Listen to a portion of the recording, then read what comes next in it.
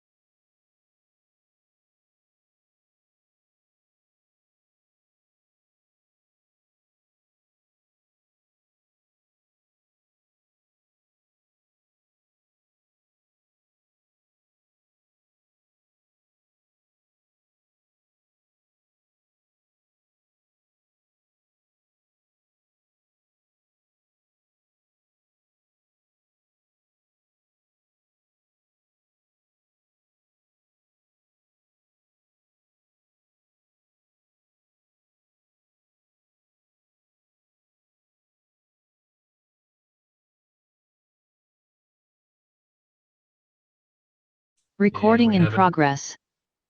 Looks like we've got everybody here, right? Okay, let's go ahead and get started. Welcome everybody to the 6 p.m. Special City Council meeting of January 11th, 2022. Let the roll call reflect that all council members are present. First item on our agenda is the opening ceremony. I'll defer to Vice Chair Lopez for the Pledge of Allegiance. Thank you, Chair. Please rise if you're able and repeat after me. I pledge allegiance to the flag of the United States of America and to the republic for which it stands, one nation under God, indivisible, with liberty and justice for all. Thank you.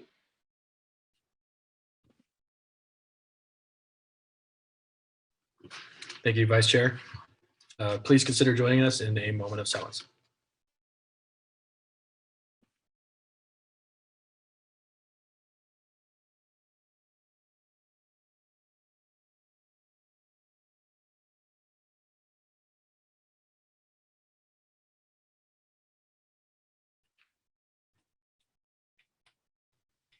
Thank you.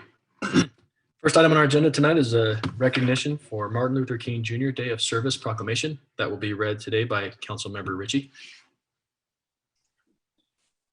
All right, thank you. Joint resolution number 2022-1, a joint resolution of the Ogden City Council and the Ogden City Mayor outlining a cooperative effort to plan. Oh, sorry, got the wrong one. Apologize. I thought, let's see. This is do I get a mulligan as a rookie? This is my one, right? Yeah, okay. You're spending it though. I just spent it. All right. There you go. Okay. Here we go. Okay. Declaring January 17th, 2022, Martin Luther King Jr. Day of Service in Ogden City. Whereas Reverend Dr. Martin Luther King Jr. was an American pastor, activist, and humanitarian who is best known for his role in the advancement of civil rights and using nonviolent civil disobedience, for which he received the Nobel Peace Prize in 1965. Dr. King also focused on other important issues, including workers' rights, poverty, war, and others. He was posthumously awarded the Presidential Medal of Freedom and the Congressional Gold Medal. And whereas in 1982, following years of lobbying by millions of Americans, President Ronald Reagan signed a bill into law making the third Monday in January a national holiday to celebrate the birth of Dr. King. Martin Luther King Jr. Day was first observed in 1986. this year marks the 36th anniversary of the federal holiday. And whereas in 1988, close friends of Dr. King discussed the irony of how so many Americans had fought for a federal holiday honoring Dr. King, yet sadly it had become just another day off from work. They knew Dr. King would be disheartened by the disengagement of the day set aside to honor his devotion to social justice. As a result, the Martin Luther King Jr. Day of Service was established in Philadelphia. And whereas federal legislation was signed into law by President Bill Clinton in 1994, challenging all Americans to honor Dr. King by devoting the day to citizen action and volunteer service, several communities, universities, and organizations across the United States have accepted the challenge and participate in the Martin Luther King Jr. Day of Service. And whereas the Utah State Legislature passed a bill in 1986 naming a state holiday Human Rights Day that fell on the same day that honored Dr. King. In the year 2000, a bill introduced by Utah State Senator Pete Suazo changed the state's holiday's name to Martin Luther King Jr. Day was passed. And whereas this year's theme is It Starts With Me, emphasizing that a shift in priorities is required, as Dr. King once said, to create the beloved community. Through this day of remembrance, we strive as a community to retain and honor Dr. King's legacy of service.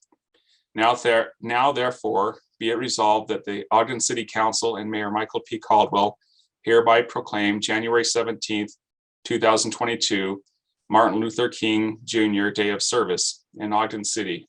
We encourage residents, schools, businesses, and community groups to celebrate Martin Luther King Jr. Day. Join the community on Monday at 9 a.m. in a march from the Marshall White Center to the Ogden Amphitheater to participate in a commemorative program and service project. We appreciate the efforts of those in our community to build upon Dr. King's legacy by helping others and encourage all residents to engage in service on this special day, passed and adopted this 11th day of January 2022. Thank you, Councilmember Ritchie. Would you be willing to make a motion to adopt the joint proclamation? I make a motion that we adopt the joint proclamation. I second. Thanks. We have a motion by Councilmember Ritchie, second by Vice Chair Lopez to adopt the joint proclamation. This is a voice vote. All in favor, say aye. Aye. Aye. Any opposed? That motion passes. Good job, Councilmember Ritchie. I believe we have our join this evening by Betty Sawyer of the Ogden NAACP. Brandon, can you cue her up and give her an opportunity to speak for us?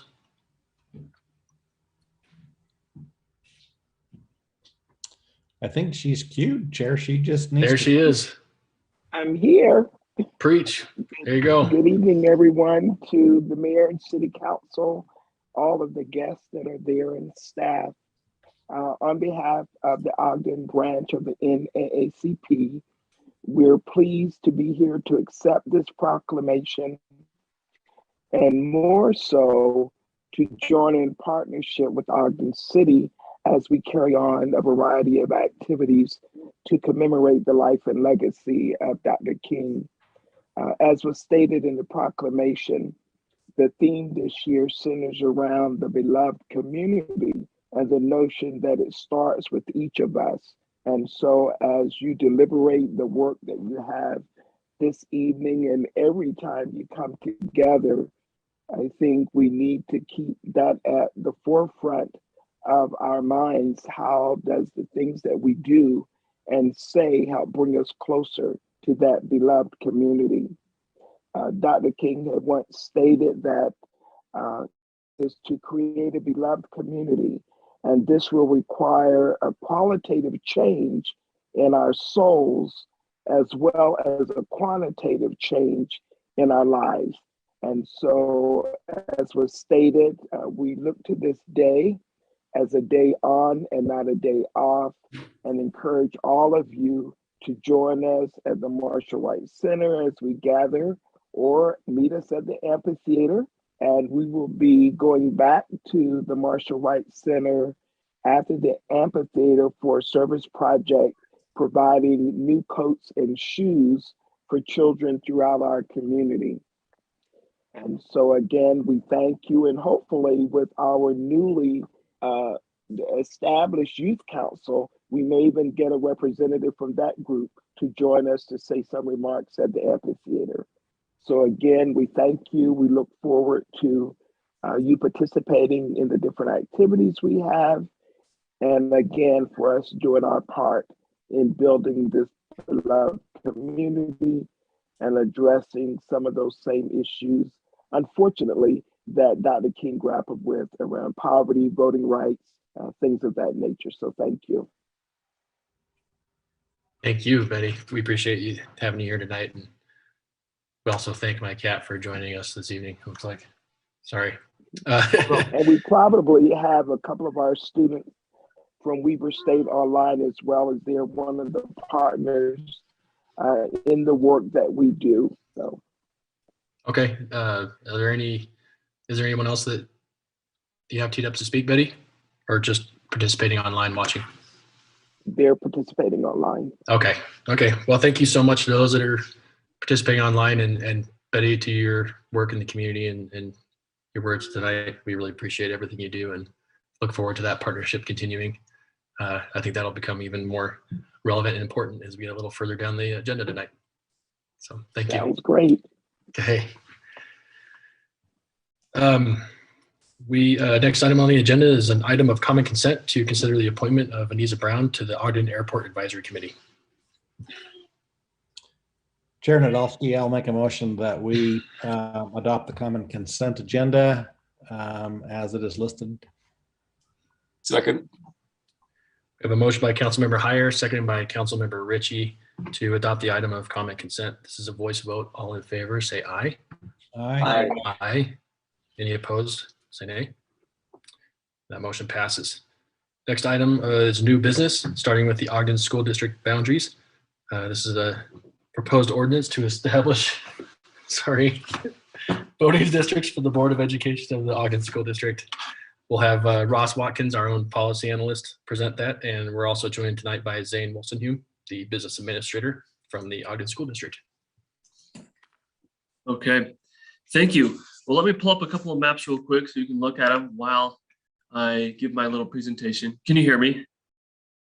Yes. Okay, cool. Sounds good. Let me just share my screen real quick.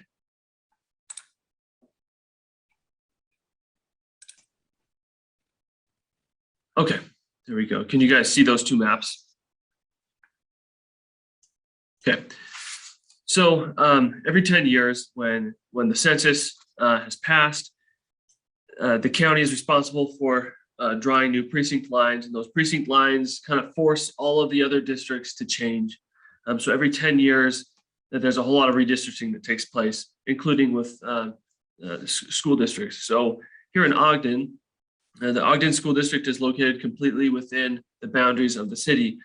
So the legislature says that it's the responsibility of the city council to approve any redistricting that takes place for the school district.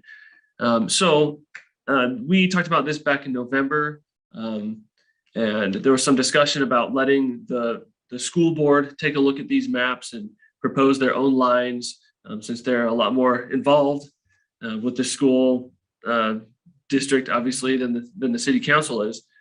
So they have given kind of an unofficial proposal. And I say unofficial because they didn't take a vote on this. This didn't go through, they didn't vote on this in a meeting. They got together and they came up with these boundaries following the new precinct lines, and they are unofficially recommending these new voting districts to the city council. Today is the deadline, really, to approve these voting districts, because they have to be approved at least 60 days before the filing period, which is March 17th. So today is kind of the last time that can happen. I did take a look at each of these districts, the proposed districts. They do follow all of the state requirements, which are that they have to be substantially equal in population. They have to be geographically compact, or at least as geographically compact as possible with the precincts that were given. And they have to be contiguous, and these are contiguous. So if you look down in the bottom left corner of the new map, it shows the district numbers and the population next to them. They are all within 5% of each other. so they don't deviate more than 5%, which is a best practice. That kind of makes it so they're substantially equal in population. If you'll take a look at the maps side by side, you'll notice there are some significant changes in the East Central area, but look up at District 3 on the far northern end. That district didn't change at all. Even though there weren't any precinct changes in that area. So that's why that district didn't change. Down in the bottom right corner, District 5 only changed a tiny little bit on the northern end. Then we go over to District 1, which is also on the southern end. They are proposing to put in the precinct that encapsulates the airport. So that's kind of the biggest change with District 1 is it has the airport. Then just above that, District 7 changed a little bit because precinct lines forced it to change. And then in Districts 4, 6, and 2, north of that, there were some significant changes. And at least some of that is due to precinct changes. The precincts are just bigger now because there are fewer precincts. So that so they were forced to make some changes down there. I can't speak to exactly why District 6 is reaching further down south and why District 4 is reaching a little bit further north. So hopefully Zane can speak to that a little bit more than I can. But from our perspective, this map does follow the state requirements, and it meets all the requirements that it needs to meet to be legal. So are there any questions for me? Chair, I have Thank you, Ross. Yeah, absolutely. Thank you. Sorry, I didn't mean to interrupt you. I was just going to ask, the only comment that I've received really is someone was asking about the order of the numbers, that it really doesn't make any sense, which kind of does, reflect on the past map as well. So I just didn't know if you or maybe Zane can comment on that, why they didn't adjust the numbers so that it kind of made numerical sense. Yeah, Zane can probably speak to that better than I can. But based on some discussion that we've had with some other maps that we're working on for municipal redistricting, you're not required to renumber them. I imagine, and this is just me speculating, that district numbers have kind of organically shifted as redistricting has happened over the years, and that it's just logistically more difficult to change them than it is to leave them the same. So that's just my speculative opinion. Yeah, that's what I was kind of guessing, but the whole state changes. We're changing all of our representative numbers, I think, this year. Yeah, you're right. Okay, any other questions for Ross? And if Ross doesn't have it, we've got Zane. We've got you promoted to a panelist for the meeting. Welcome. Thank you. I'm sitting in my car almost to Peoa, but I am parked, so we're safe. Perfect. Can Well, you thanks hear for me? pulling over. Yeah, thanks for pulling over for us and Okay. joining us for this discussion.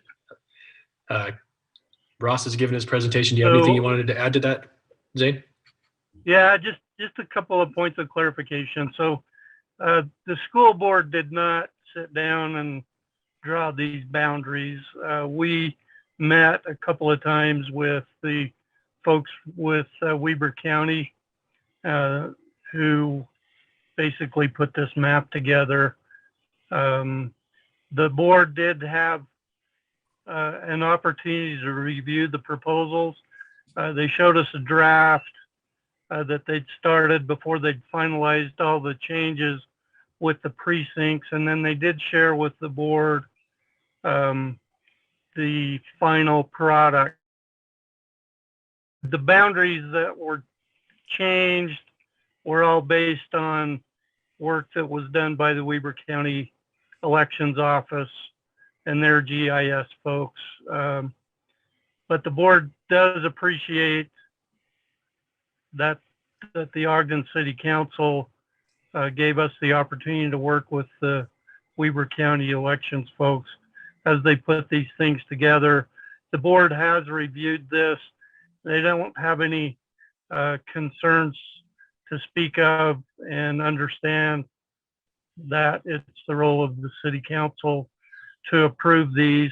We do feel like this county has gone out of their way to make sure that the population distribution is fair.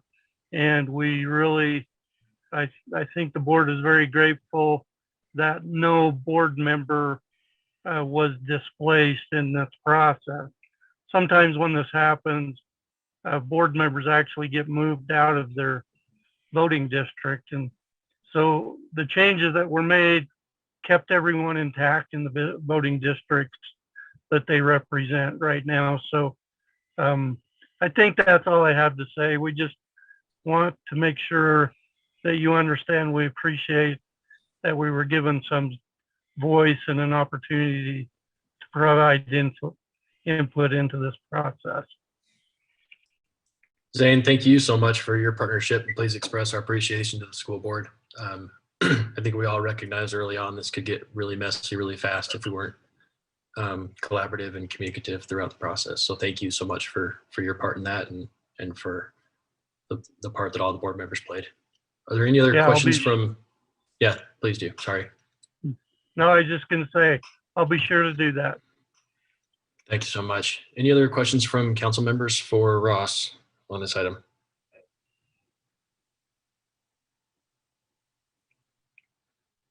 Okay, seeing none.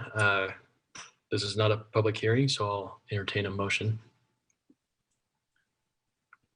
Chair, I forgot that I could make motions, so I will go ahead and make a motion that we adopt proposed ordinance 2022-1. Second. Welcome back, Councilmember Blair. We have a motion by Councilmember Blair, seconded by Councilmember Heyer, I believe it was. Did I get that right? Yes. Okay. To adopt proposed ordinance 2022-1, this is a roll call vote.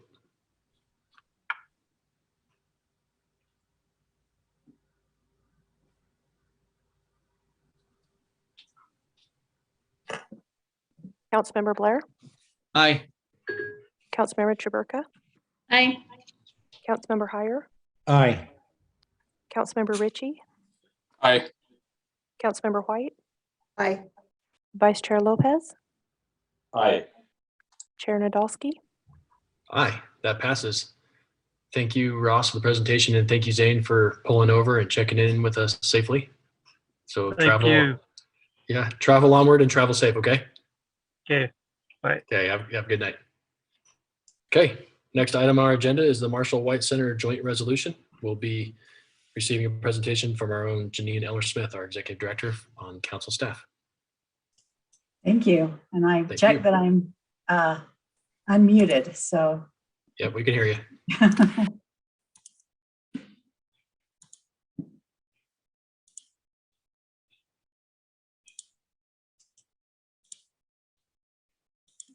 So you can see that full screen, right? Yes, that is correct. Okay, great. Yes, thank you. Okay, so as you know, this is, we've been working on this for a resolution for several weeks. We actually had it on the agenda at the end of December. And during the work session, you all discussed how it might be better if this were a joint effort with the administration, because it requires both the administration and the council to make a project like this work.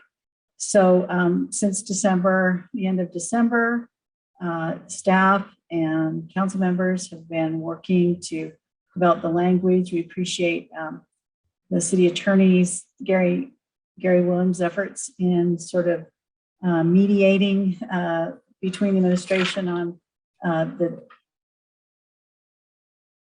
what was appropriate. So in case there are people on the call that don't understand, the resolution first lay out whereas clauses. And whereas clauses are basically to just give some good background on why the council is making some resolutions to accomplish a certain outcome. So the resolution whereas clauses addresses the history of the Marshall White name. Of course, we all know that Sergeant Marshall N. White was killed in 1963 in the line of duty.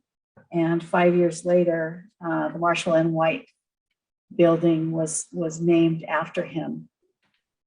The resolution acknowledges that the building is old. It's kind of at the end of its useful life. And it references that funding has been appropriated in the FY21 budget to complete some evaluation and to allow the committee and a consultant to work to make some recommendations for future use of Marshall White Center.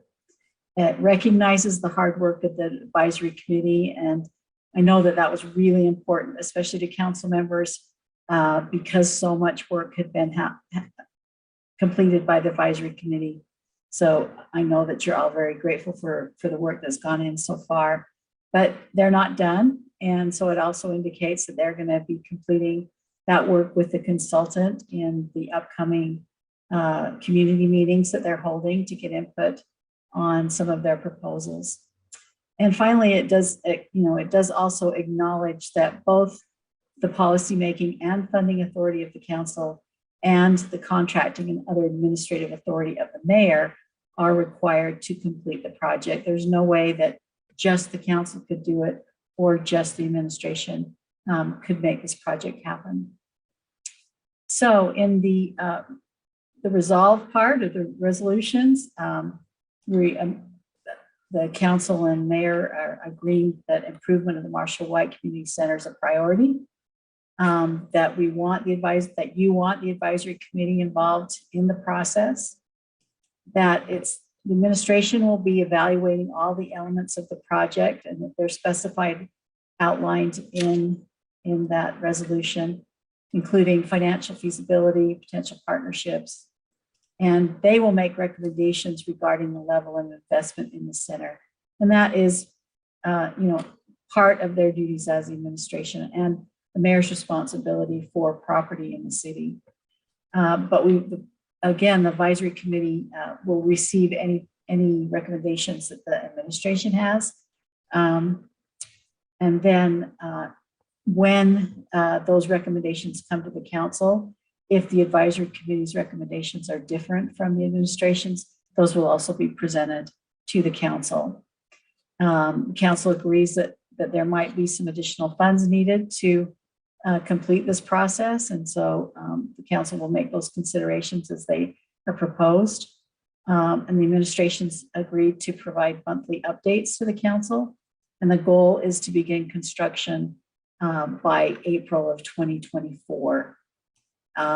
So a little bit of a caveat that I heard in some of the meetings that's a goal, but hopefully it doesn't change, but it certainly a timeline will be refined as some of these additional information is gathered and put together as they're completing the work and moving forward. So that is the resolution, the joint resolution number 2022-1. Thank you so much, Janine. Appreciate the presentation and for laying it out for us. Hopefully the public has had an opportunity to view the resolution. We had a little bit of a snafu posting it yesterday. I think we tried to have it up around noon or so and the links weren't working, but thanks to some quick work from the public and from our recorder's office, we got it posted up last night. So hopefully folks have had a good chance to read it prior to tonight. We are receiving public input on this item, so I will defer to Brandon Garside to give the instructions before we get started on public input.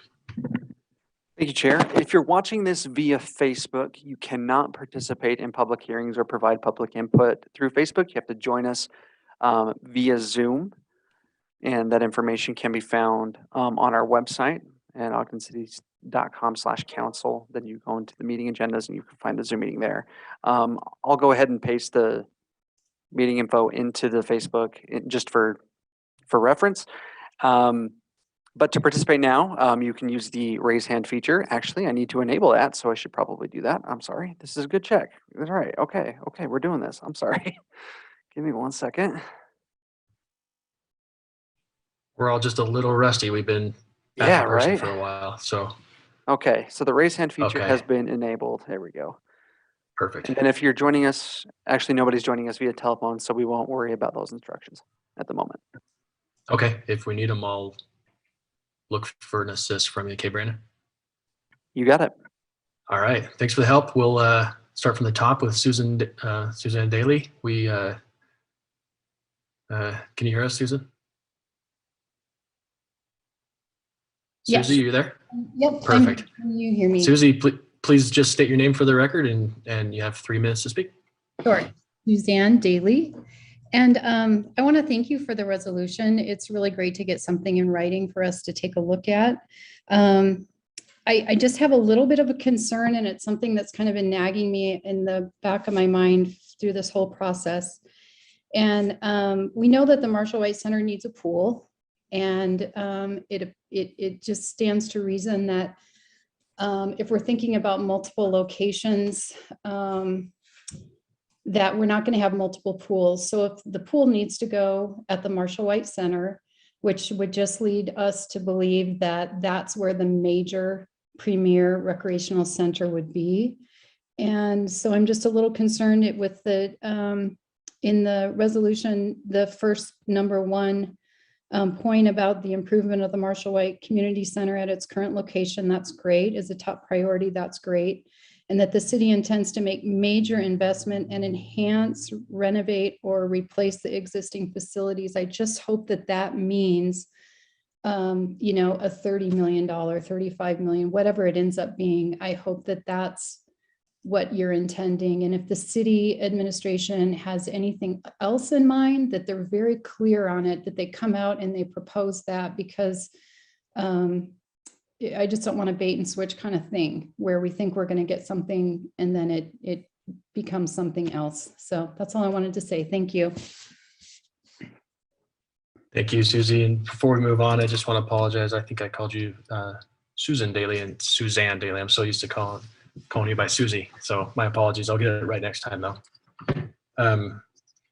And just to clarify, there might be others in the waiting to speak that have similar concerns or questions. And I think that's part of the process that we're in right now is, you know, establishing the committee, making sure that this resolution ensures that we have clear communication and accountability, that we're doing so transparently, doing it with a communicative approach with the committee, because we found ourselves kind of spinning ourselves in circles around how much is this going to cost, what's going to be included, what's not going to be included. And the fact of the matter is we just don't know. And so we're part of what this resolution ensures is that that we're tasking the appropriate people with the responsibilities to have those conversations to figure out what we can and cannot afford, where we can, and do what we can. So those recommendations are forthcoming. We just didn't feel like we could make that level of specificity moving forward. But hopefully this is the step in the right direction. Okay, I kind of lost there we go. Okay, next on the list is David Timmerman. David, if you'll just state your name, and you have 3 minutes. Hi, David Timmerman. I live in Ogden City. Can you hear me? Sure can. Good. Just want to reiterate what Ms. Daly said, which is that that I think what we sort of voted on as Ogden residents was a new facility in the same location. And that's our concerns. The other concern I have is the 2-year starting point. And I know these things take a lot of time and work, but I'd rather see us try to cut that even by 6 months if we could. I just feel like if we push it out another 2 years, everything's going to happen last minute. And I'd rather see us try to hit an earlier deadline if we could, and come together earlier. So that would be my suggestion for the group. I want to thank everybody for actually coming together, the voice of the people from the last meeting that we had a couple of months ago at the Marshall White Center.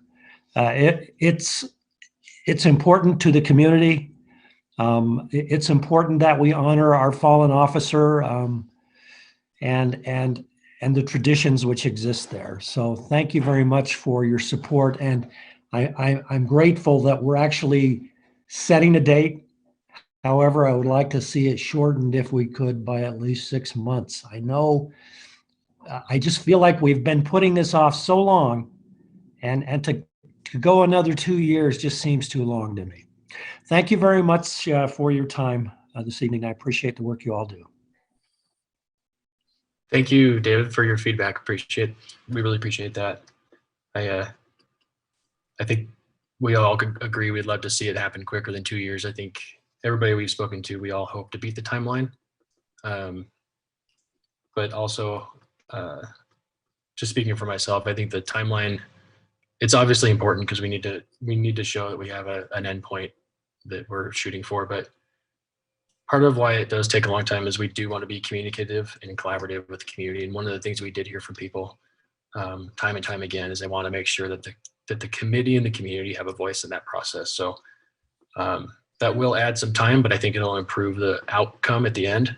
But I'm with you, David. If we can shorten that 2-year timeline, I'm all in for that. And I think everybody on all my peers would agree. Did we lose? Did we lose somebody? Okay, now you're back. You're back, Chair. Okay. We lost you for a second. Oh, sorry. Hopefully I made some sense. I won't try again. We'll just go to the next speaker. We have Heath Sato.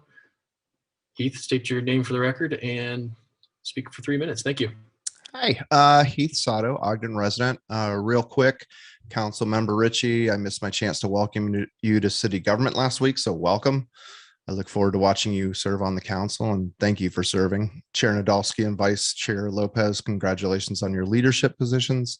I expect great things with such strong leadership of the council. Also, I would like to welcome our new leadership kitty. Thank you, Chair Nadolski. I wanted to say that you guys have no idea how much I appreciate certain members of the council pushing so hard to do something to move the needle on the Marshall White Center. Some of you have really done your job well on this, and I thank your courage. I know of one person that was kicked off the planning commission by the mayor for speaking up on this topic, so I know it's often best to tread carefully. But here's the issue, and I'm going to say it even though you all already know this. In the resolution you approved tonight, that's up for approval tonight, the ultimate statement in this resolution is that the city intends to make a major investment to enhance, renovate, and or replace the existing facilities. The and or phrase in that sentence is doing a lot of heavy lifting. All of this document essentially says is that at the minimum, the administration has a goal to do something that enhances the building. Yes, it's 100% better than nothing, but I'm not new to watching this administration drag an issue out and underperform. So here's my concern. I see no definition of what constitutes a major investment, and there's no definition of what the minimum goal of enhancing the building could mean. For example, the administration could say they met the goals of this resolution by completely repainting the interior of the building in 2024, thus enhancing it. So unless you, the council, keep up pressure on the administration to exceed the minimal goals set out in this resolution, well, mark my words, nothing meaningful will happen until the current mayor leaves office in January of 2024. So we're counting on the council to please stay on top of this and do not back down. Thank you for what you've done so far on this, and I thank you for what you're going to do. Thank you, Heath. Next speaker, Daniel Matthews.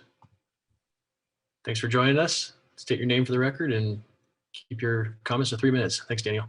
Thank you for your time and congratulations on your new leadership position, Chair Nadolski. My name is Daniel Matthews. I am an Ogden resident.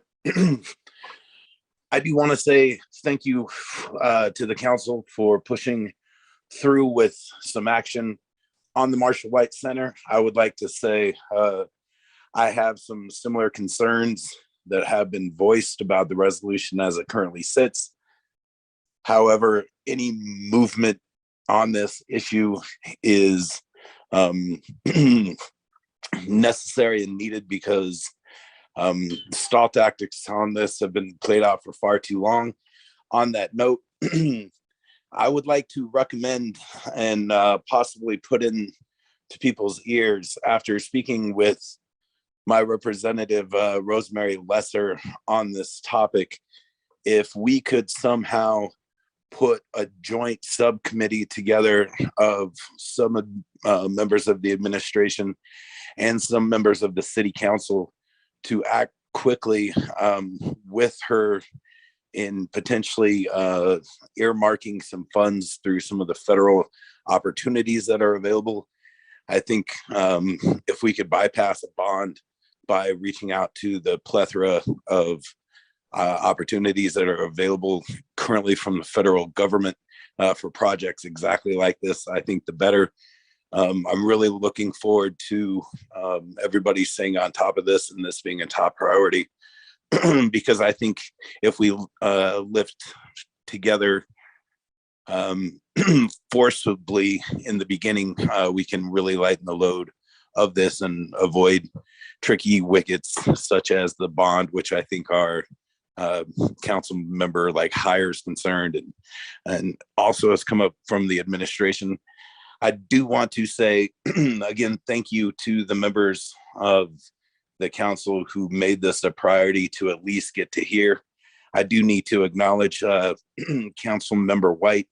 Thank you for initially putting together something for everybody to work on. Thank you everybody for, I mean, last Tuesday, y'all were there and past 10 o'clock discussing this. So I have no doubt in my mind that this is a priority from the city council's perspective. Also listening to administration representation with Mr. Johnson, I think that this is something that can be made a priority through the administration, and the entirety of Ogden would really benefit from a brand new state-of-the-art rec center in the current Marshall White footprint. Thank you guys very much for your time and bearing with me tonight. Thank you. Thank you, Daniel. Appreciate your feedback. Before I forget, I don't know how long I haven't seen it, so we'll get to the list. We'll get to Jenny Nagy next, but I just noticed, and I might have missed earlier, that Betty Sawyer is promoted to a panelist for this meeting because of the resolution, and she's had her hand raised. So I'll go to Betty next before I forget, if that's okay.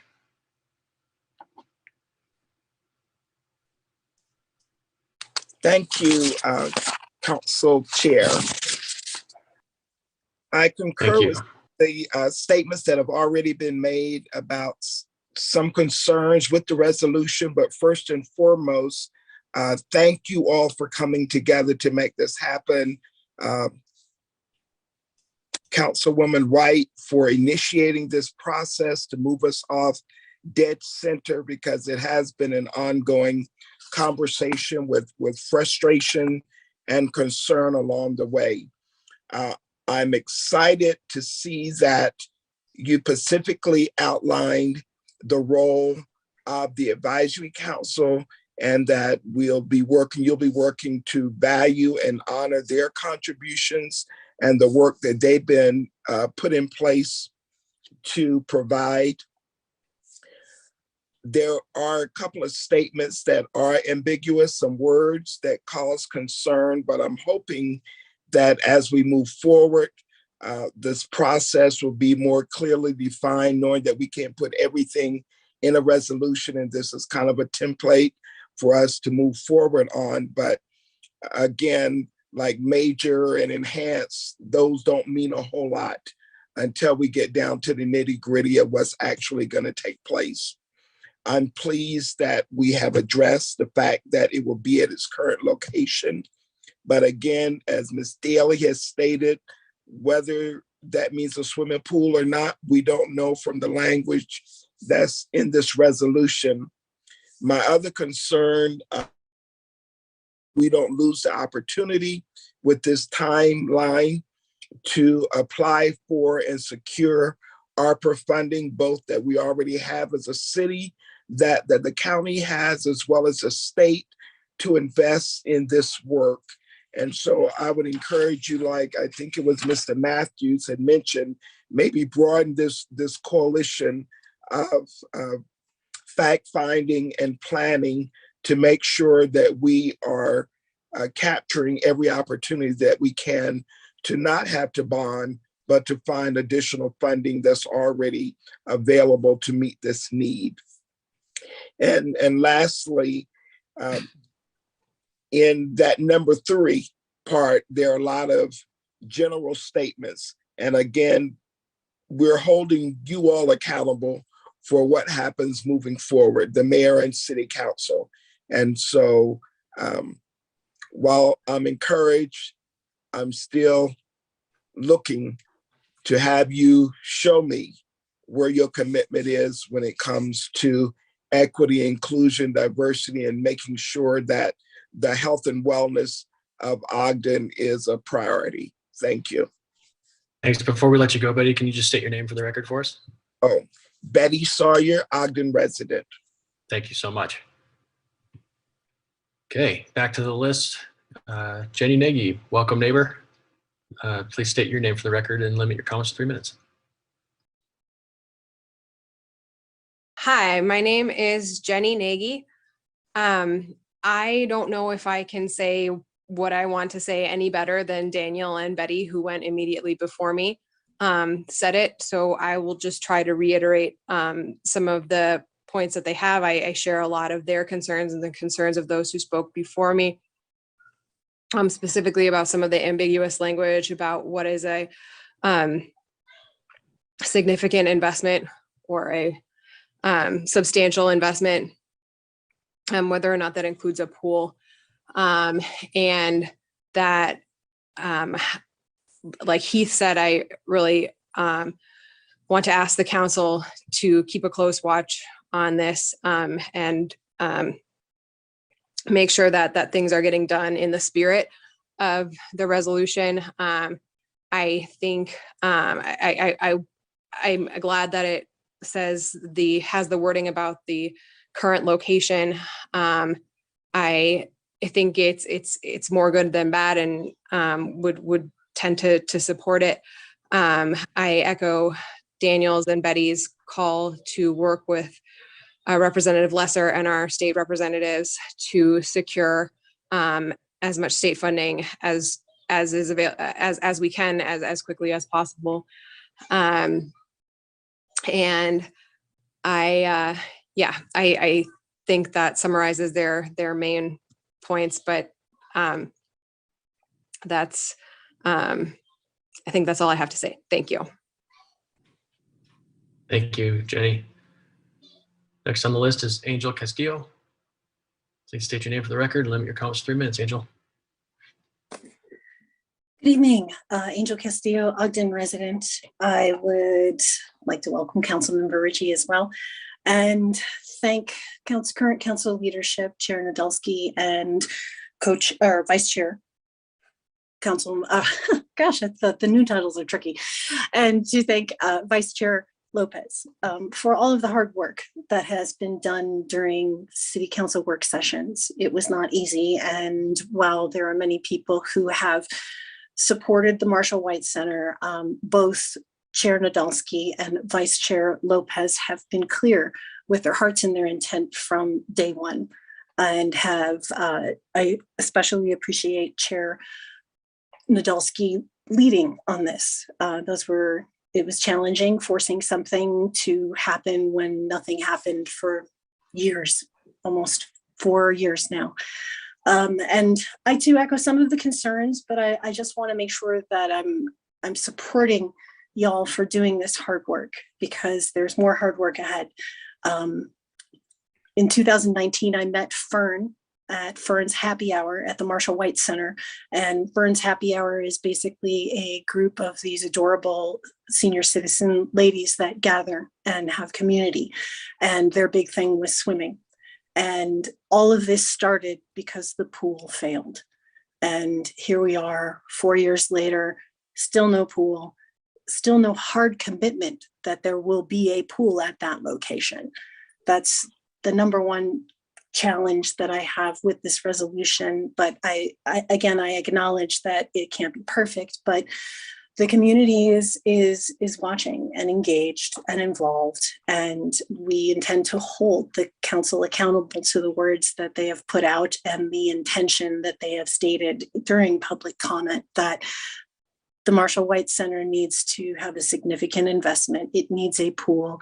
Most of the community has spoken saying that they want the big rec center when we get one to be there. And I understand that we have to work out logistics for costs, and there's no problem having discussions about costs, but I really feel that we should, as a community, plant the flag in the sand that says there will be a pool at that location for Fern and her little senior friends and the youth of the area and the adults that like aquatic recreation. Thank you so much, and please continue the hard work. Thank you, Angel. Next on the list is Sebastian Benitez. Sebastian, please state your name for the record and limit your comments to 3 minutes. Oh, thank you, guys. Sebastian Benitez from 3310 Taylor Avenue in Ogden. This is one of my best night listening and participating in this city council meeting. I want to thanks to the community for the participation to keep Marshall White in the same place on remodeling or reconstruction. I want to thanks honestly, really deeply to the community because they make possible this. I want to thank to the community was working really hard to see this time, you know, and I want to thank especially to the city council for this hard work they're making. A special thanks to you, Ben Ladowski and Luis Lopez, to make this one possible. I remember in August when I announced my candidacy for the city council, my point was Marshall White. My other point was the city, the police department. My other point was the Golden Senior Center. And this is the best night I can feel really happy because I can see this is going through, you know. And I want to really deeply thank you to everyone to help to be this situation and this dream to be possible. I remember in 2019, like, and when the pool was broken, I remember I hear the administration ask to Mrs. D the donation for $1.5 million to fix the pool in that time. And when I mentioned to the administration that will be cost $50,000 in the beginning, you know, to fix, but was taking so long, and now we have the good light in the to have a really new building and in the same place. I want to make sure I will make sure this start before 6 months. The study, the cost, everything, and I will make sure this 2024 will be done before the next election again, because this is disgusting for me. Everybody talk about the problem during the election, and that is not right. Thank you so much, guys, for all your support, especially the community, the city council, and everyone help. And thank you, Betty, for your help. Betty, you are rock for me. Thank you. Thank you, Sebastian. Appreciate your comments. Okay, next up is Sean Bishop. Sean, please state your name for the record and limit your comments to 3 minutes. Thank you. Sean Bishop, Ogden City resident. I'm the current chair of the Marshall White Advisory Committee, but I'm speaking on behalf of myself and only myself tonight. I too want to echo what a lot of other people have said, that I'm glad that this is happening. I'm glad this is passed. It's not perfect, but it's also a resolution. And we know those are not binding and not necessarily anything that will lead to action, although I have a lot of faith that it will lead to action. And I just wanted to chime in tonight and express my desire to move forward. We talked a lot about different funding avenues and state funding and county funding and partnership opportunities, but in my experience and in talking to people, I think that Ogden City needs to lead out on that. the county's not going to give any money. The state's not going to give any money unless Ogden also has significant skin in the game. So we can ask those questions, absolutely. How are we going to do this? But in the past, it's felt like, how are we going to do this has stopped us from doing anything. So I'm excited for these upcoming meetings so we can move down the line as an advisory committee. I encourage anybody to attend our meetings. We actually have one tomorrow. There are public meetings. We will have public comment. People can talk and ask their questions there. And then the meetings coming up for VCBO as well. Again, thank you to Councilmember Chaburka, Nadolski, Lopez, White, especially for moving this down the line, getting this resolution in. I think it's a little, it's late, like we've all talked about, but it's here, and that's good. I just want to make sure that we follow it up with more action to keep the Marshall White Center where it is, where it's been for 50 years, for the community that has needed it for 50 plus years. And just to remind everyone that, the efforts that are being made by so many different groups encompass the whole city. So of course, we care about the history of the center, and we care about serving the whole community. So I just invite our leadership to join us in that and continue on to make the Marshall White Center what it used to be and even better. Thanks, everybody. Thanks so much, Sean. Appreciate your comments. I don't see any others. Is there anyone else that in this list of attendees that wishes to comment? Okay, this is not a public hearing, so we don't need a motion to close the public comment. Are there any comments from council members?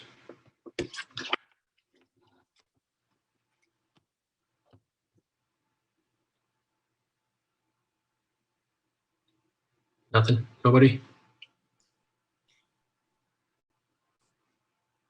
Chair, I'll probably make some comments later Okay. during council comments. Okay, Marcia, did you have something you needed to add? No, I was just going to make a motion. Okay, please do. Yeah, I propose that we adopt joint resolution 2022-1. Second. We have a motion by Councilmember White, second by Councilmember Ritchie to adopt proposed resolution 2022-1. This is a roll call vote. Councilmember Chaburka, Aye. Councilmember Hyer, Aye. Councilmember Ritchie, Aye. Councilmember White, Aye. Councilmember Blair, Aye. Vice Chair Lopez, Aye. Chair Nadolski. Aye. That passes. Thank you very much for the input from the community, from members of the advisory committee who spoke on behalf of themselves, of course, sorry. But also to my council peers and the administration for the work that went into finding some level of agreement, something that we all can move forward. As Councilmember Ritchie says, having some sort of runway or some boundaries for us to work with it, I think is important. So next item on our agenda is public comments. This is your opportunity to address the council regarding concerns or ideas on any topic. Please raise your hand if you care to speak and limit your comments to 3 minutes. Okay, we will start with Heath Sato. Hi, Heath Sauter resident again. I had one other concern tonight, and it was about the work session today. There was a lot of discussion about increased restriction of free speech by the public and chambers, even talk of banning any display of disagreement or solidarity on an issue altogether. I felt strongly that Councilmember Chaburka, Chair Nadolski, and Vice Chair Lopez's comments on the topic today were very reasonable. I strongly disagree with Councilmember Hyer's comments that holding up some signs visibly to support an issue is pointless. The point is that the very act of a show of solidarity that makes some of you feel uncomfortable at times is a legitimate form of protest when we do not feel we're getting the representation we deserve. And I do believe it's effective. If people find speaking up around people with signs to be scary, as Mr. Hyer said, then they already have the option to call in instead. This issue is Sorry, this issue is about the council's discomfort, not the public's. Thank you.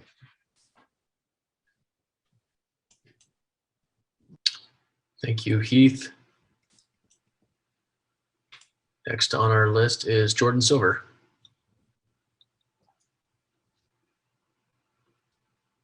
All right. Thank you for allowing me to speak. My name is Jordan Silver, Ogden resident, career pilot, and regular user of the Ogden-Hinckley Airport for 18 plus years. Currently a smoke jumper pilot for the U.S. Forest Service. Prior to my list of gripes, I'd like to express sincere gratitude for the fact that we do have an operational airport in Ogden and for the many positive things that have and continue to happen there. That being said, I've sadly watched our airport deteriorate rapidly from a user-friendly place to conduct recreation and business to an at best unpleasant and at worst financially ruinous endeavor. I believe the current airport management and the city's attorney are certainly trying to effect positive change in the name of progress for our airport. While I understand this change and progress are necessary, it's widely agreed that they are being enacted with a secretive, underhanded attitude accompanied with malice and greed. Among many complaints, I'd like to emphasize the following and would encourage all of you to look deeply into all matters concerning the Ogden Airport. One, a reminder to the active class action lawsuit between the ORAA and Ogden City regarding the illegal actions of airport management in Ogden City, including illegal confiscation of private property, unequal enforcement of onerous and excessive hangar inspections, continuous failure to comply with grant assurances required for continued receipt of federal funds, unreasonably short land leases to current hangar owners, unprecedented insurance requirements for hangar and aircraft owners. Two, efforts and massive tax dollar expenditures on an attempt to bring large commercial operations to the Ogden Airport. These operations are ill-planned and implemented and are currently failing. They are not worth what we are losing. Three, rejection of proposed growth by users like Boresight and the U.S. Forest Service and others that would have brought revenue and jobs to the airport. Seeking to evict and rendering assets worthless for companies like Skydive Ogden, the longest standing business at the Ogden Airport at 30 years this month. Four, an airport advisory board who is consistently ignored by the city that has recently refused public comment at their meetings and that contains a member, Ed Brundage, that is in direct conflict of interest as the manager of the federally contracted airport control tower. Five, air traffic controllers who are ruining user experiences and discouraging growth through harsh and negative interactions with pilots. Six, hoarding of aircraft tie-down spots by the airport with outside user aircraft facing threats of impoundment. Seven, use of actual and threats of airport access badge confiscation or limitation in a punitive manner, which is illegal. All these issues are on the tongues of pilots around the country, making a joke of our airport industry wide, and it's going to restrict any potential users, hangar business owners, or investors. And I'll be coming back in the following weeks to touch on each one of these issues with a little more detail, as I know I covered a lot in one sitting. I really appreciate your time and consideration.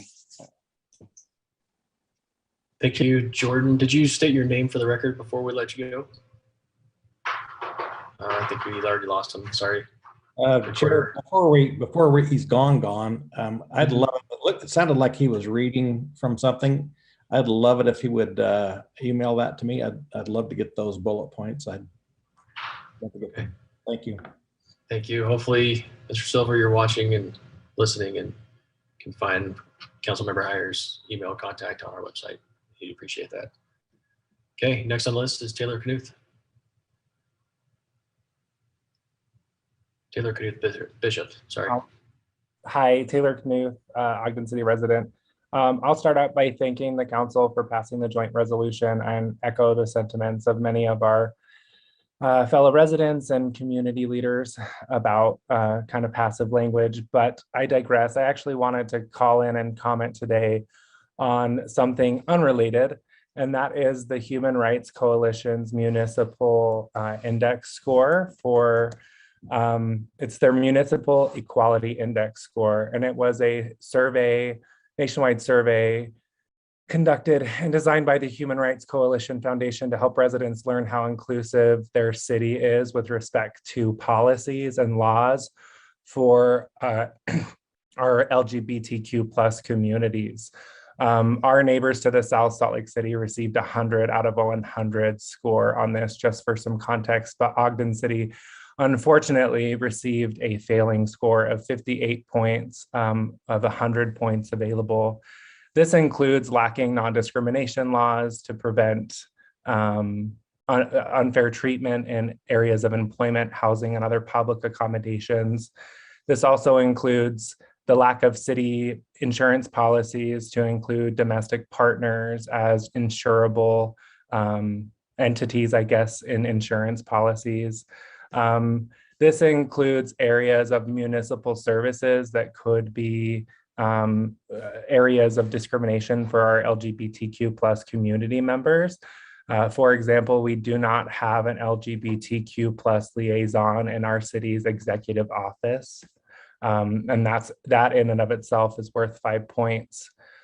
Some of the more nuanced areas of this survey include youth bullying prevention. I think we can all agree that young queer kids are deserving of feeling a sense of belonging in this community, and providing services and supports for transgender communities and other LGBTQ plus communities. In the area of law enforcement, we scored a 0 out of 10 for LGBTQ plus police liaison, or a task force devoted to addressing crimes against LGBTQ plus communities. I will say that we got 2 out of 5 points for leadership, LGBTQ plus leadership in public positions. But overall, I just would encourage this city to seriously consider this human rights equality index score as a solid measure for success in future policy considerations. And I would be happy to help usher in some increases to that overall score. Again, thanks for everything you guys do, and have a good night. Thank you, Taylor. Hey, Chair, can I ask a quick question? Sure can. Hey, Taylor, who fills that out? I mean, is that a survey they fill out, or is that something that we have to fill out and give to them? On the survey, it says that, or sorry, on the website, I'm happy to send this in an email, Councilmember White, but on the website, it says that they send it to administrative offices. So I imagine that our diversity coordinator filled this out. Okay, thank you. Good question. Thanks, Marcia. Thank you, Taylor. Appreciate that. And next on our list is Sebastian Benitez. Sebastian, please state your name and limit your comments to 3 minutes.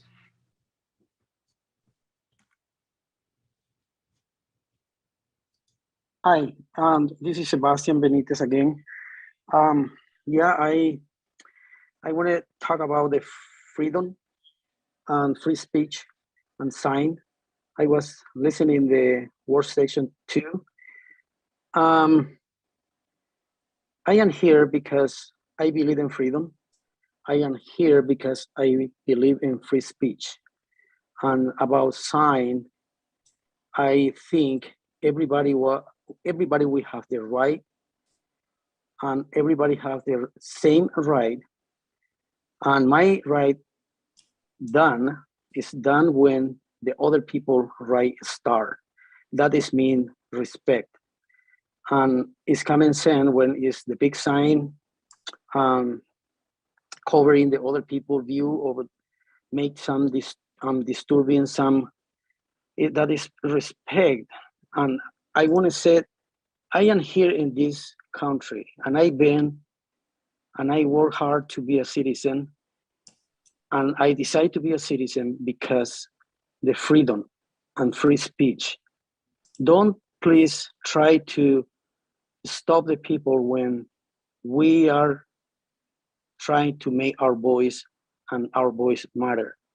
That is the point why I want to talk again. I was not expecting to talk anymore tonight, but I want to just point this situation, because it's no sense for me come from the dictatorship countries and coming here and try the people to stop my voice and take it off my free speech. That is not right. And I will fight for that one too. And I am fighting for that one too, because that is not right. Don't try to make some stop for the people to say whatever we are going to say to the government. Thank you. Thank you, Sebastian. Next speaker is Betty Sawyer. Betty, please state your name for the record and limit your comments to 3 minutes. Betty Sawyer, Ogden resident, and like others, I wasn't planning to speak anymore tonight, but I also listened to the work session discussion around free speech and signage. And at a time when political engagement, community engagement in this process is quite low, and especially among our young adult population, I think it's important that we don't enact further restrictions that will keep them from wanting to be involved in our public government.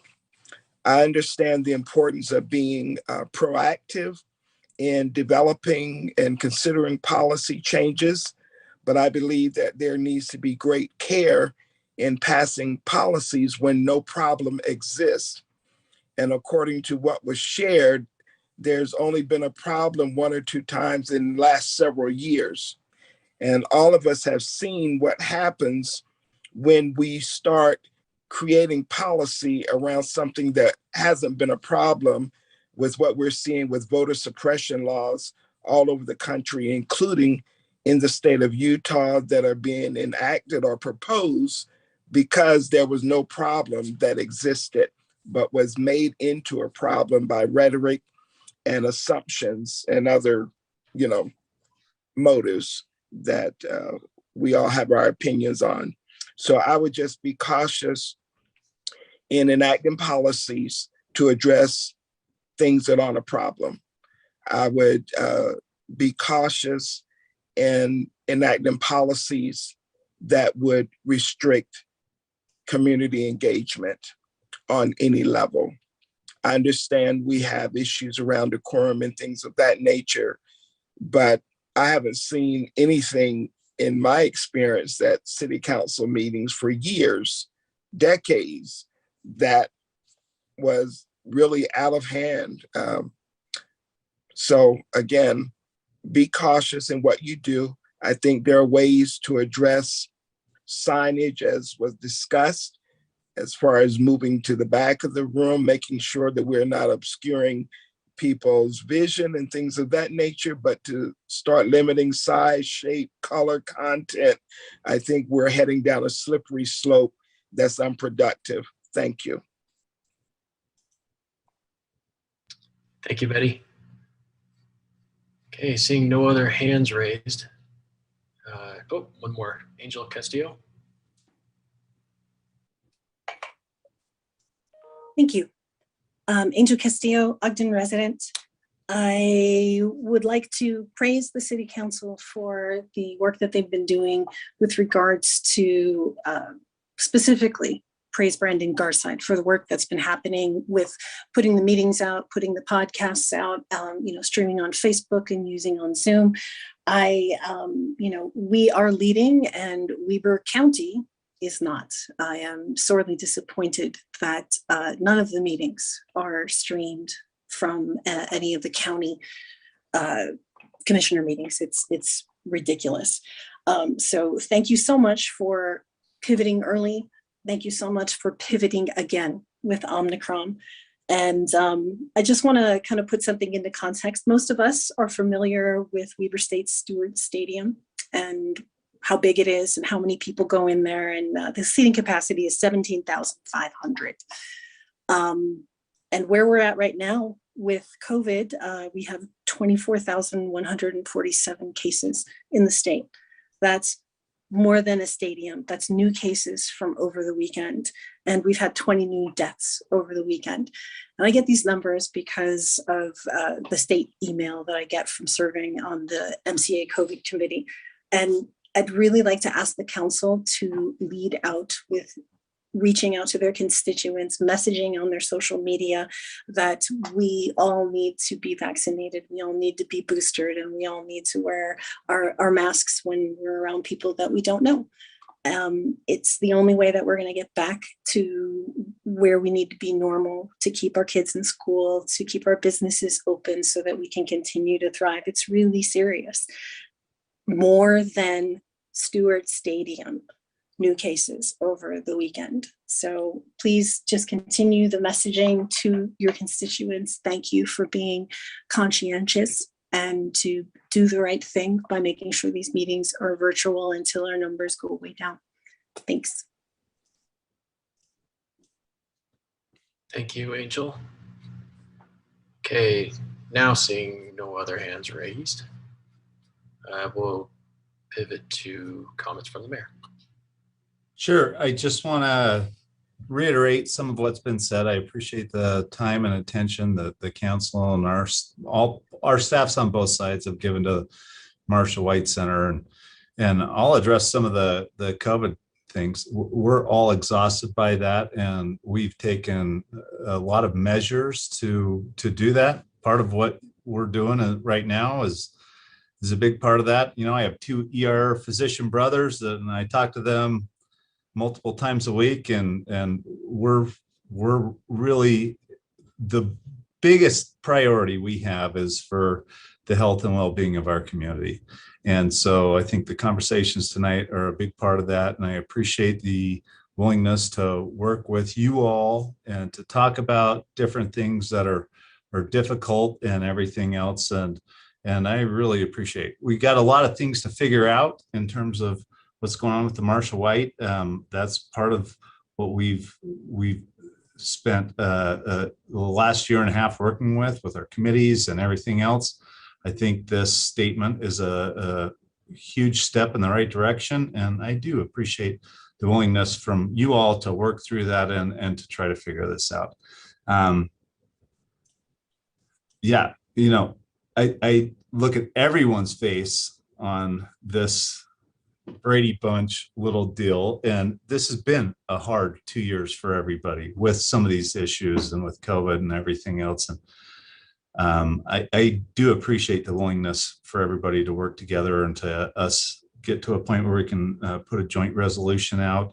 We're collectively in this together, and it means a lot to me, and we're committed to continuing with that, and we're committed to continuing to have the health and well-being of our community as the #1 priority. So I thank everybody for their comments and what they had to say. We've listened to all of that, but I want to really thank the council and the council staff and our administration for willingness to work together to try to figure some of these things out, because it's been an exceptional couple of years, as we've talked about a lot. So thank you all for and the public for your comments. Thank you all on the council for your commitment to this, and my promises will continue to work for and towards better things. And I think at the end of the day, we all have the same goals and objectives in mind. How those get accomplished can sometimes get, you know, somebody might have one idea, somebody might have another idea, but at the end of the day, I think we all have the same goals and objectives in mind, and I appreciate the opportunity to work with you all. Thank you, Mayor. Appreciate your appreciation. Comments from the council.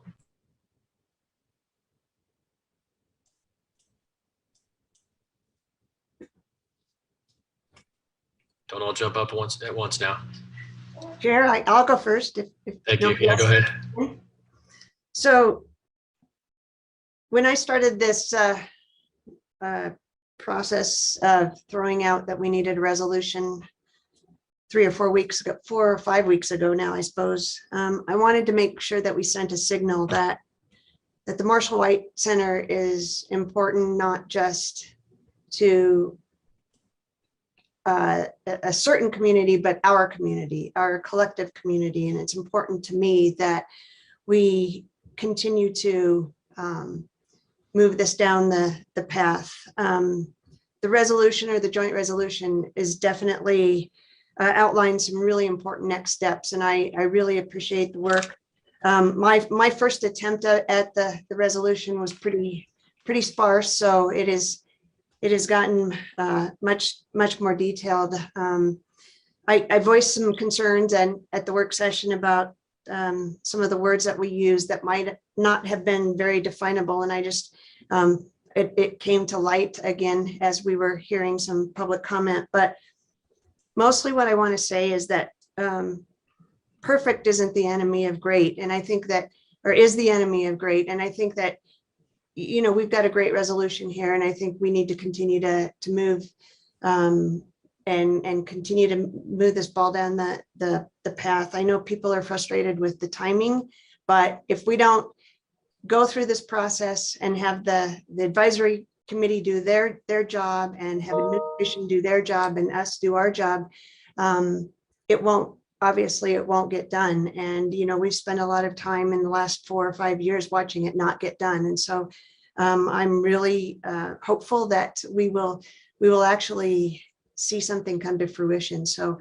you know, thank you for everyone that's put in some time and effort into making this and getting the ball moving down the path. So thanks.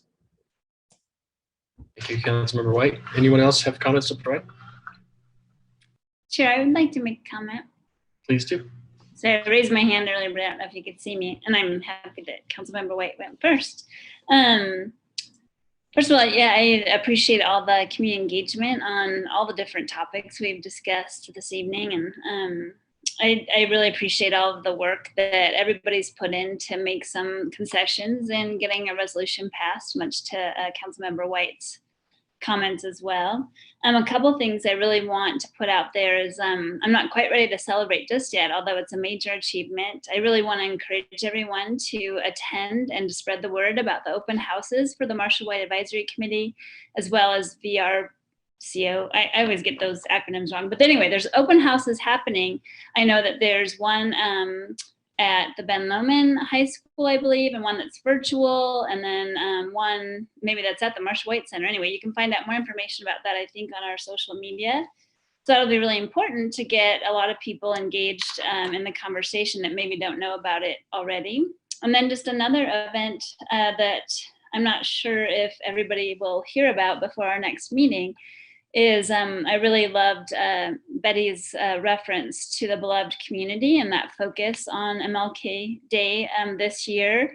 And there's a conversation that's going to be happening at Weber State University January 19th at 6 p.m. on Zoom that's surrounded, that actually will have the people that are leading the project of the beloved community. And I think it would be really powerful if anybody's interested in attending that. So thank you. Thank you, Councilmember Jaberga. Any other council members? Chair, I'd like to say a little something. Sure, please do. Be perfectly clear that I am a huge proponent of free speech. My comments in the work session were not meant to stifle anyone's free speech. My desire is that everyone feels comfortable to engage in free speech and in the communicative process. What we do is much more difficult if we only hear from little segments of our society. It's important to know what everybody thinks, and otherwise we're having to guess or assume that they don't have an opinion, which I think would be erroneous if we assume that people that don't speak up don't have an opinion. So I am a huge proponent of free speech. You know, the adage goes, and I can't remember if I may not agree with you, but I totally agree with your right to say what you think. You guys understand the thing I'm trying to recall, but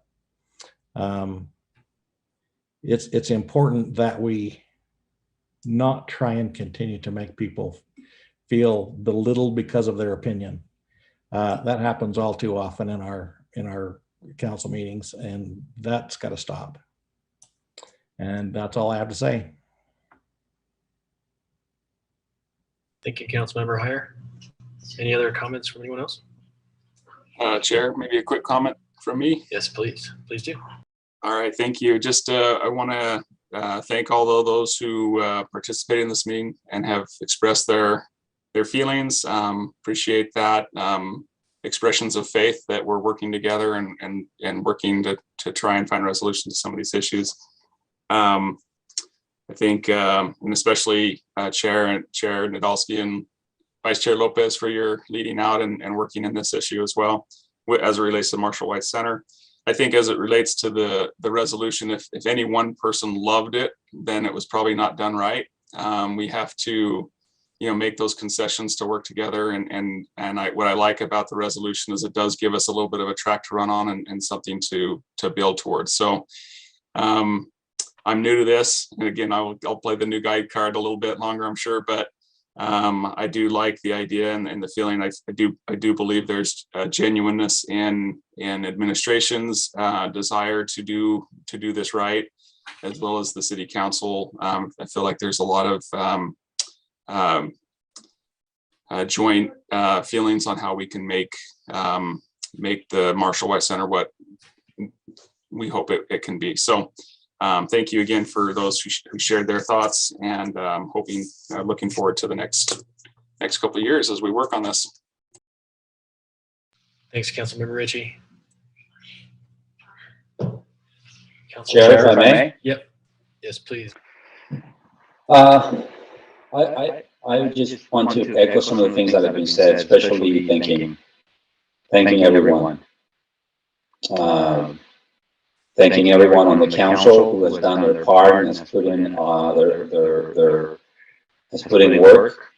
I know that I personally got a taste for being in leadership this last week and spent a whole bunch of hours working on the topic related to Marshall White and a couple of other topics, and I am very, very honored to be doing this work.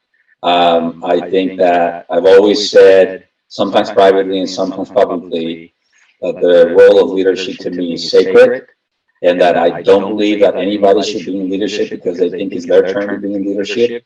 I believe that people that are in leadership should be there because they earned it, and because they and because they're going to work hard to represent our council and our citizens of Ogden. So I feel very strongly and passionate about that. So I am very excited to lead by example and to preach by example. And as part of that example, just for the record, I've sent an email to a few council members, and I am due to send a few emails to other council members, and hopefully meet in person with others as well. But I've had conversations with many. I would like to extend an opportunity and an invitation to our residents that express concerns on this meeting tonight about freedom of speech, to call me if you would like, if you believe that I could help explain my position on this topic. I would love to speak to you. As everyone knows that spoke, I know almost everybody personally, and you know that that I answer my phone all the time, and that I work all hours of the day. So you have my cell phone. If you don't have it, it's posted on the website. My cell phone is not hidden from anybody. And if you call or text, I will get back with you, and I will make sure. I'm pretty sure that you will feel comfortable that what we're going to do and what we're doing has nothing to do with limiting freedom of speech. I don't believe that. But let's have that conversation with anybody if you would like to. And lastly, on the Marshall White, I'd like to say that, well, I would like to say a lot of things that I won't, because I don't want to drag the meeting along more than I need to. There will be more opportunities. But the most important things that I can say in summary is number one, I met with the mayor this week in my role in leadership.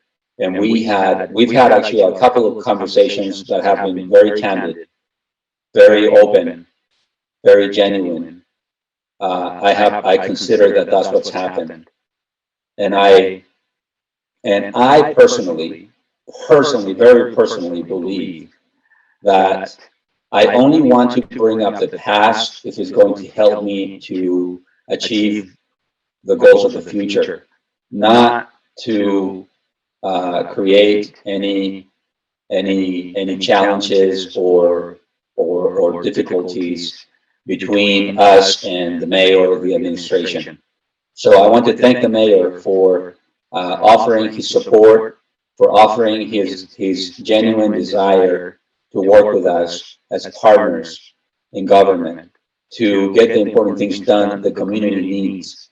And we agreed that we're going to continue to have this very close communication and to work for the citizens of Ogden. So I want to thank him for that. And as I've said in the past, many times my story, which I won't repeat, about being poor at some point in my life here in Ogden and not having money to take my kids in the winter to indoor recreation.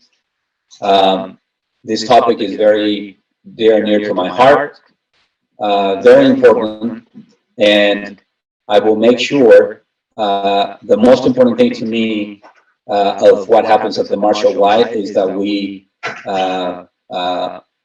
respectfully and genuinely honor the memory and the history of Marshall White in what we do with that center. And I am also very interested in looking at youth recreation in our whole city. It is important that we take a look very carefully at the needs of kids. My primary focus and my primary interest is in helping kids from low-income backgrounds. I do believe everybody needs to benefit from recreation in our city, but I have a special interest in helping those in most need and our most vulnerable populations. So I look forward to doing the hard work, and I want to thank all the citizens that came out and spoke tonight. This was overdue, and I'm just glad and happy. Like I was just so happy when I heard Councilmember Ricci what he said about if everybody, I can't remember what he said about the resolution. If it would have been perfect, it would have been wrong or something like that. And I just think that was so spot on. So thank you, council member, for that comment. I appreciate it. And thank you for the time. Thank you, Vice Chair Lopez. I guess that leaves Councilmember Blair. Do you have comments today? No, I mean, nothing that hasn't already been said. I think, first off, thank Marcia for bringing it forward and having the foresight to get something to get us off of where we were and get something rolling. And then I thank all council members for bringing their thoughts and together and putting them into a resolution, and then for the administration also to sit down at the table with us and to hammer out some of those details. Like was mentioned in the resolution, it's going to take both sides, and each side has a role. And so it's great to kind of lay those duties out, kind of lay out what our thoughts and our intentions are. And I just appreciate everyone's willingness to work together on this. The community is very passionate, and I appreciate everything that's been done, that will be done. And I appreciate their willingness to continue to work on this. Not for them, but for our entire community. So I appreciate their desire and their passion, and I appreciate their willingness to continue to come and keep this at the forefront. So thanks. Thanks, Bart. Yep, you're right, Councilmember Blair. This has been a team effort from start to finish. So thank you to everybody who participated in creating the resolution and getting us to this point. I don't personally feel that this is a moment to celebrate, just like Councilmember Traberka said. But I do think this is an important moment for us to stop, take a deep breath and reflect on where we are. I do think this is an important step. It may not be the biggest step or as big a step as many would have hoped for tonight, but I do think it's important that we reflect on these past few months. The gap that we have covered, I think, is notable and important. I don't think that we can expect to restore trust. That's clearly what is lacking here, is trust. We cannot expect to restore that trust through the course of one single vote and one single resolution. So the fact that accountability is only increasing as we move forward, I think it's a good thing. I think it's a healthy thing. I'll just speak to what Councilmember Lopez mentioned with our discussions with the mayor.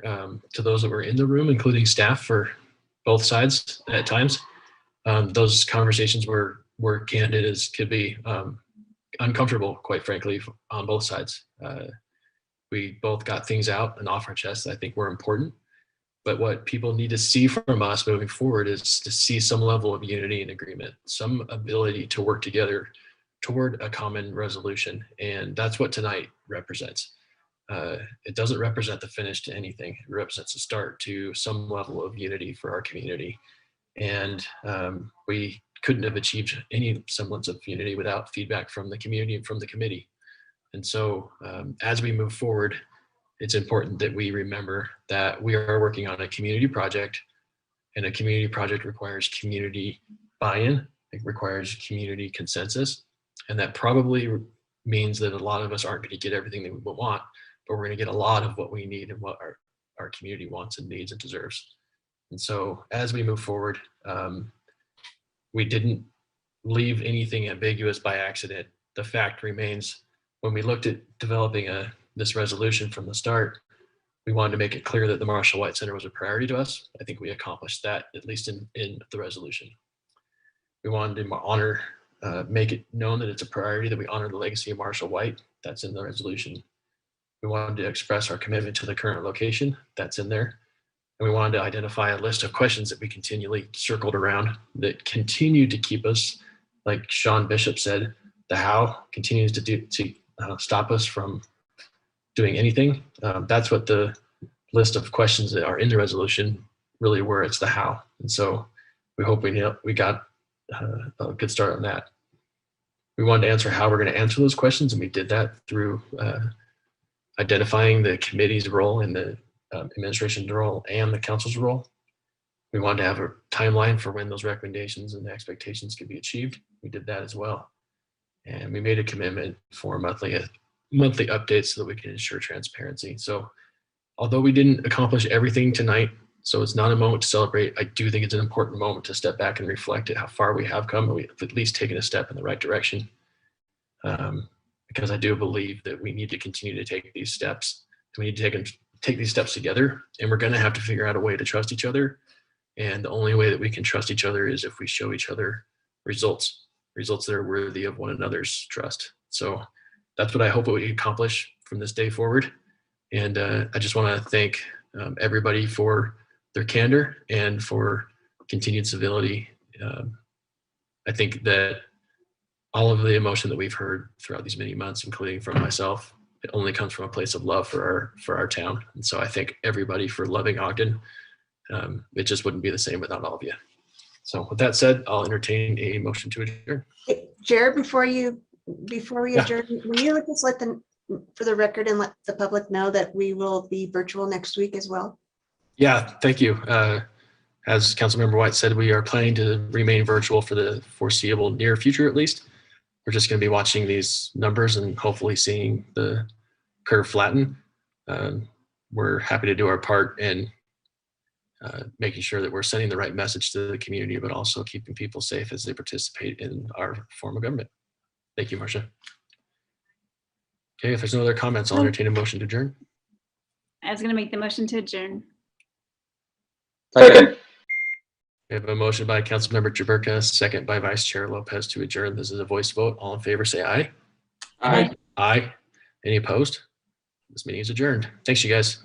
Thank you. Have a wonderful night.